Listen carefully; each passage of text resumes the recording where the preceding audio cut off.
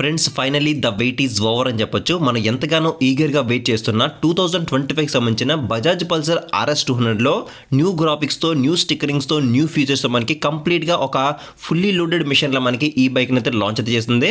So 2025లో మనకి ఎటువంటి features అనేవి ఆఫర్ చేస్తున్నారు, దీని యొక్క ఎక్స్షోరూమ్ ప్రైస్ ఎంత పడుతుంది, ఆన్ రోడ్ ప్రైస్ ఎంత పడుతుంది, డౌన్ పేమెంట్ మనం ఎంత పే చేయాలి, ఎంత మైలేజ్ ఆఫర్ చేస్తుంది, ఎంత టాప్ స్పీడ్ మనం రైడ్ చేయొచ్చు, ఇలా ఎవ్రీథింగ్ కూడా మీకు వన్ బై వన్ క్లియర్గా ఎక్స్ప్లెయిన్ చేస్తాను. కాబట్టి ఒకవేళ 2025లో మీరు ఈ బైక్ అనేది పర్చేస్ చెల్లించుస్తుంటే కనుక ఇది ఒక కంప్లీట్ క్లారిటీ వీడియో అయ్యే అవకాశం ఉంది. కాబట్టి వీడియో అక్కడ స్కిప్ చేయకుండా లాస్ట్ వరకు చూడండి. సో కొన్ని రీజన్స్ వల్ల నేను దీన్ని అవుట్డోర్ షూట్కి అయితే తీసుకెళ్ళలేదు. సో సూన్ మనం అవుట్డోర్ షూట్కి తీసుకెళ్ళి రైడ్ చేసి ఇంకా మనం క్లియర్గా అయితే మాట్లాడుకుందాము.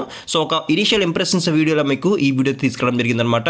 సో వీడియోలో నా ఇన్ఫర్మేషన్ అనేది మీకు వర్తి అనిపిస్తే ఖచ్చితంగా వీడియోని లైక్ చేసి ఛానల్ అయితే సబ్స్క్రైబ్ చేయండి. సో ఫస్ట్ ఆఫ్ ఆల్ మనం ఈ బైక్ యొక్క లుక్స్ గురించి మాట్లాడుకుంటే లుక్స్ అయితే మాత్రం నెక్స్ట్ లెవెల్ అనిపిస్తుంది. సో ప్రీవియస్గా ఉన్న లుక్స్కి అలాగే ఈ బైక్ యొక్క లుక్స్కి మనకి కంప్లీట్ డిఫరెన్స్ అనేది క్లియర్గా అయితే తెలుస్తుంది అనమాట. సో నాకైతే మాత్రం పర్సనల్గా ప్రీవియస్గా ఉన్న బైక్ కంటే సో ఈ బైక్ యొక్క లుక్ అయితే మాత్రం చాలా అట్రాక్టివ్గా కనిపిస్తుంది. దీంట్లో మొత్తం 3 కలర్ ఆప్షన్స్ అనేవి అవైలబిలిటీకి అయితే తీసుకొచ్చారు. రెడ్ కలర్, బ్లాక్ కలర్, అలాగే వైట్ కలర్. సో నాకైతే మాత్రం రెడ్ అనేది పర్సనల్గా బాగా అయితే నచ్చింది. మీ ఫేవరెట్ కలర్ ఏంటో కింద కామెంట్ సెక్షన్లో అయితే కామెంట్ చేయండి. ఇక ఫస్ట్ మనం ఈ బైక్ యొక్క ఫ్రంట్ ప్రొఫైల్ గురించి మాట్లాడుకుంటే టాప్లో మనకి మిర్రర్స్ అనేవి ఆఫర్ చేస్తున్నారు. మంచి స్ట్రాంగ్ బిల్డ్ క్వాలిటీతో, మంచి స్టైలిష్ లుక్స్తో మనకి మిర్రర్స్ అనేవి ఆఫర్ చేస్తున్నారు.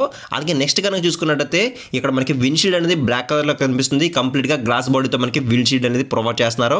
అలాగే నెక్స్ట్ కనుక చూసుకుంటే ఫ్రంట్ ప్రొఫైల్లో మనకి మేజర్ అట్రాక్షన్ మనకి దీనికి హెడ్ లైట్ యొక్క సెటప్ అని చెప్పొచ్చు. సో దీంట్లో మనకి dual projector head light setup మనకి దీంట్లో అయితే ప్రొవైడ్ చేస్తున్నారు. హెడ్ లైట్ యొక్క డిజైన్ అయితే మాత్రం నెక్స్ట్ లెవెల్ ఉంటుంది అనమాట. సో ఒక అవుల్ ఉంటుంది కదా, గుడ్ల గోబు ఉంటుంది కదా, సో ఆ టైప్ ఆఫ్ లో మనకి దీని యొక్క ఫ్రంట్ ప్రొఫైల్ అయితే కనిపిస్తుంది. అలాగే మనకి ఇక్కడ డే టైమ్ DRLs ఇండికేటర్స్ కూడా మనకి దీంట్లో అయితే ప్రొవైడ్ చేస్తున్నారు. నెక్స్ట్ దీని యొక్క టర్న్ ఇండికేటర్స్ గురించి మాట్లాడుకుంటే టర్న్ ఇండికేటర్స్ అనేవి కంప్లీట్ గా LED తోనే ఆఫర్ చేస్తున్నారు. మాక్సిమం బజాజ్ లో ఉన్న హై అండ్ సిసి బైక్స్ లో అన్నిటిలో కూడా మనకి సేమ్ LED ఇండికేటర్స్ అనేవి ప్రొవైడ్ చేస్తున్నారు. అలాగే నెక్స్ట్ మనం దీని యొక్క ఫ్రంట్ సైడ్ సస్పెన్షన్ గురించి మాట్లాడుకుంటే 37mm టెలిస్కోపిక్ ఫోక్స్ అని మనకి ఫ్రంట్ సైడ్ అయితే ఆఫర్ చేస్తున్నారు. సో ఫ్రంట్ సైడ్ సస్పెన్షన్ అనేది చూడడానికి ఈ విధంగా అయితే ఉంటుంది. సో దీంట్లో UST ఫోక్స్ అనేవి తీసుకొస్తే మాత్రం నెక్స్ట్ లెవెల్ అయితే ఉంటుంది. మేబీ కాస్ట్ కటింగ్ కోసం వెళితే తగ్గించారని చెప్పేసి అనుకోవచ్చు. సో మేబీ ఇన్ ఫ్యూచర్లో వీటిని అప్డేట్ చేసే అవకాశం కూడా అయితే ఉంది. అలాగే సస్పెన్షన్ పైన మనకి ఇక్కడ రిఫ్లెక్టర్ అయితే కనిపిస్తుంది. అలాగే నెక్స్ట్ అయితే చూడొచ్చు ఇక్కడ మనకి మడ్ గార్డ్ అనేది కంప్లీట్ గా రెడ్ కలర్ అలాగే బ్లాక్ కలర్ డ్యూయల్ టోన్ లో మనకి మడ్ గార్డ్ అనేది ఫైబర్ టైప్ ప్లాస్టిక్ బాడీతో మనకి డిజైన్ చేశారని చెప్పొచ్చు. అండ్ నెక్స్ట్ మనం దీని యొక్క టైర్స్ అండ్ వీల్స్ గురించి మాట్లాడుకుంటే ఫ్రంట్ సైడ్ మనకి 110/70 నుంచి ట్యూబ్లెస్ ఎలా వీల్స్ అనేవి ఆఫర్ చేస్తున్నారు. సో ఫ్రంట్ సైడ్ టైర్ అనేది చూడడానికి ఈ విధంగా అయితే ఉంటుంది. సో ప్రీవియస్గా మనకి 100/80 సెక్షన్ టైర్ అయితే ఉండేది, దాన్ని ఇప్పుడు మనకి కొంచెం అప్డేట్ చేశారని చెప్పొచ్చు. కొంచెం వైడర్ టైర్ అనేది అప్డేట్ చేశారని చెప్పొచ్చు. అలాగే నెక్స్ట్ దీని యొక్క బ్రేకింగ్ గురించి మాట్లాడుకుంటే ఫ్రంట్ సైడ్ మనకి 300mm పెట్రోల్ డిస్క్ బ్రేక్ అనేది ప్రొవైడ్ చేస్తున్నారు. సో పెట్రోల్ డిస్క్ బ్రేక్ ఇవ్వడం వల్ల మనకి హీట్ అనేది త్వరగా రిడ్యూస్ అయ్యి మనకి మంచి బ్రేకింగ్ ఎక్స్పీరియన్స్ అయితే ఉంటుంది. అలాగే ఇంకా దీంట్లో మనకి గ్రెమికా క్యాలిపర్స్ అనేవి ప్రొవైడ్ చేస్తున్నారు. ప్రీవియస్గా మనకి బైబ్రీ క్యాలిపర్స్ అనేవి ఉండేవి. సో ఇక్కడ చూసుకుంటే మనకి డ్యూల్ పిస్టన్ గ్రెమికా క్యాలిపర్స్ అనేవి అప్డేట్ చేశారని చెప్పొచ్చు. అలాగే నెక్స్ట్ ఇక్కడ చూసుకుంటే మనకి రిఫ్లెక్టర్ కూడా ఇక్కడ కనిపిస్తుంది. అలాగే దీంట్లో మనకి డ్యూయల్ ఛానల్ EBS అనే సపోర్ట్ తీసుకొచ్చారు. కాబట్టి ఇక్కడ మనకి డ్యూయల్ ఛానల్ EBS అని చెప్పేసి ఇక్కడ మనకి మెన్షన్ చేయడం మీద జరిగింది.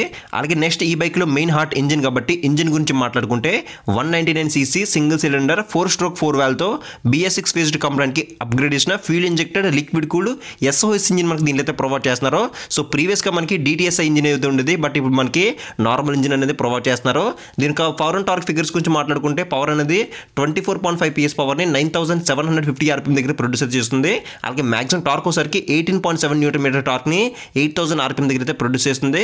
సో దీని యొక్క పెర్ఫార్మెన్స్ ఏ విధంగా ఉంటుందో నేను దీన్ని రైడ్కి తీసుకెళ్తాను. రైడ్ తీసుకెళ్ళినప్పుడు దీని యొక్క ప్రోస్ అండ్ కాన్స్ గురించి కానీ ఇంజిన్ యొక్క పెర్ఫార్మెన్స్ గురించి కానీ కంప్లీట్గా అయితే మనం మాట్లాడుకుందాం. నెక్స్ట్ దీని యొక్క ట్రాన్స్మిషన్ గురించి మాట్లాడుకుంటే దీంట్లో కంప్లీట్గా 6 స్పీడ్ మాన్యువల్ ట్రాన్స్మిషన్ అయితే ప్రొవైడ్ చేస్తున్నారు. సో గేర్ షిఫ్టింగ్ ఎలా ఉందో కూడా మీకు రైడ్ రివ్యూలో అప్డేట్ అయితే చేస్తాను. అలాగే ఇక్కడ చూసుకుంటే మనకి ఇది ఓన్లీ సైడ్ స్టాండ్తో మాత్రమే రావడం జరుగుతుంది, ఎటువంటి సెంటర్ స్టాండ్ దీంట్లో మనకి లేదని చెప్పొచ్చు. అండ్ నెక్స్ట్ దీని యొక్క గ్రౌండ్ క్లియరెన్స్ గురించి మాట్లాడుకుంటే 157mm గ్రౌండ్ క్లియరెన్స్ మనకి దీంట్లో ప్రొవైడ్ చేస్తున్నారు. సో కొంచెం తక్కువ అయితే ప్రొవైడ్ చేశారు. 160 కన్నా అబవ్ ఉంటే కనుక సో మన ఇండియన్ రోడ్ కండిషన్స్ సరిపోతుంది కాబట్టి కొంచెం తక్కువ గ్రౌండ్ క్లియరెన్స్ అనేది ప్రొవైడ్ చేశారని చెప్పొచ్చు. అలాగే నెక్స్ట్ దీని యొక్క చాసెస్ ఫ్రేమ్ గురించి మాట్లాడుకుంటే దీంట్లో కంప్లీట్గా పెరిమీటర్ చాసెస్ ఫ్రేమ్ మనకి దీంట్లో అయితే ప్రొవైడ్ చేస్తున్నారు. సో పెరిమీటర్ చాసెస్ ఉండడం వల్ల మనకి హైవే మీద మనం మంచి టాప్ స్పీడ్లో రైడ్ చేసినప్పుడు మనకి మంచి స్టెబిలిటీ అనేది మనకి మెయింటైన్ చేస్తుందని చెప్పొచ్చు. అలాగే నెక్స్ట్ దీని యొక్క డ్రైవ్ టైప్ గురించి మాట్లాడుకుంటే డ్రైవ్ టైప్ వచ్చేసరికి కంప్లీట్గా ఓపెన్ టైప్ చైన్ మనకి రావడం జరుగుతుంది.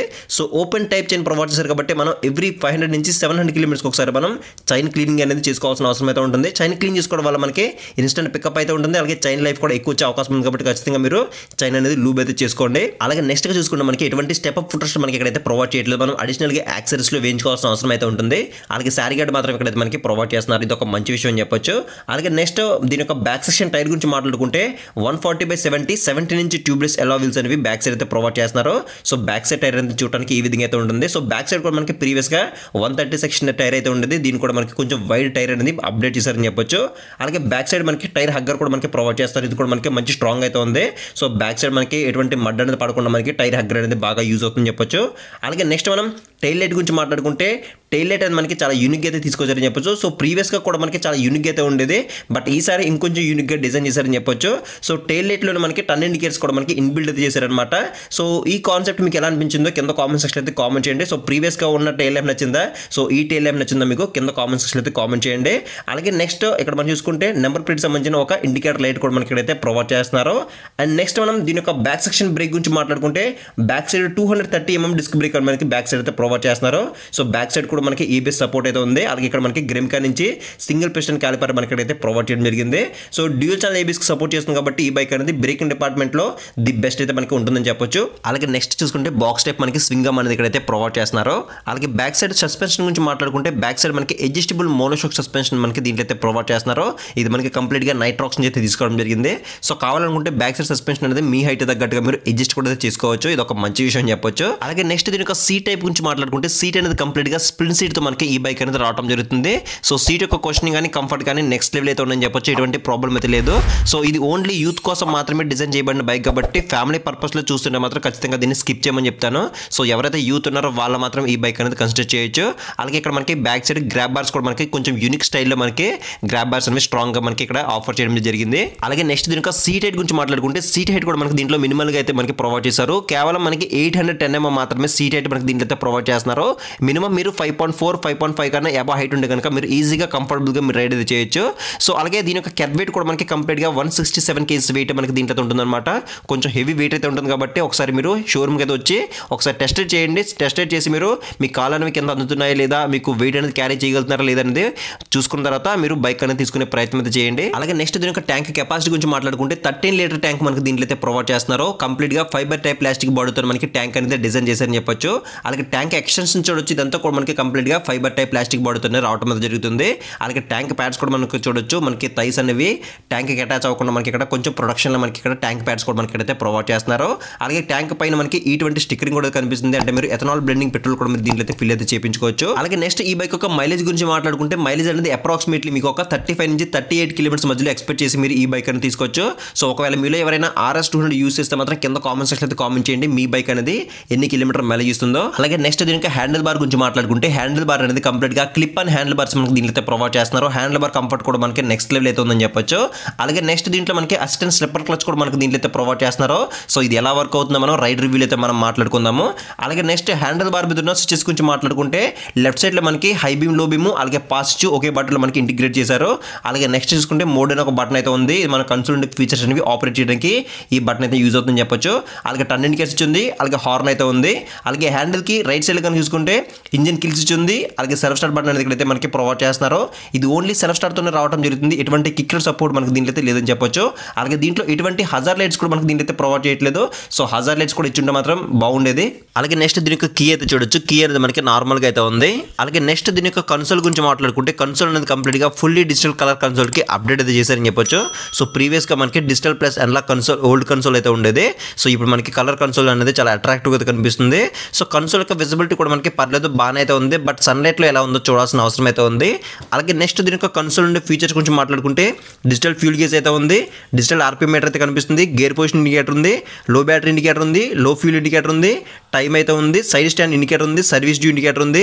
అలాగే ఇంకా దీంట్లో మనకి రైడింగ్ మోడ్స్ కూడా మనకి ప్రొవైడ్ చేస్తున్నారు. Road mode, ride mode, off road mode అని చెప్పేసి 3 రైడింగ్ మోడ్స్ కూడా మనకి దీంట్లో అయితే ప్రొవైడ్ చేస్తున్నారు. ఇంకా దీంట్లో మనకి ఇంజిన్ మాల్ ఫంక్షన్ కానీ, ABS ఇండికేటర్ కానీ, అలాగే ఇంకా మనకి DTE కానీ ఇలా మనకి కావాల్సిన ఫీచర్స్ అన్ని కూడా మనకి దీంట్లో అయితే ప్రొవైడ్ చేస్తున్నారు. ఇంకా దీంట్లో మనకి బ్లూటూత్ సపోర్ట్ కూడా మనకి దీంట్లో అయితే ప్రొవైడ్ చేస్తున్నారు. అలాగే నావిగేషన్ సపోర్ట్ కూడా మనకి దీంట్లో అయితే ప్రొవైడ్ చేస్తున్నారు. మీకు వచ్చే కాల్స్ కానీ, SMS కానీ, నోటిఫికేషన్ కానీ అన్ని కూడా కూడా మనకి కన్సోల్ లో విజిబుల్ అయితే అవుతాయి. అలాగే ఇంకా దీంట్లో మనకి ambient లైట్ సెన్సార్ కూడా మనకి దీంట్లో అయితే ప్రొవైడ్ చేస్తున్నారు. అలాగే USB ఛార్జింగ్ సపోర్ట్ కూడా మనకి దీంట్లో అయితే ప్రొవైడ్ చేస్తున్నారు. మీ దగ్గర ఉండే ఎలక్ట్రానిక్ గాడ్జెట్స్ అన్ని కూడా మనం సింపుల్ గా ఛార్జింగ్ అయితే పెట్టుకోవచ్చు. అలాగే నెక్స్ట్ మనం ఈ బైక్ యొక్క ఎగ్జాస్ట్ నోట్ ఒకసారి విన్న తర్వాత మనం ప్రైస్ గురించి అయితే మనం మాట్లాడుకుందాం.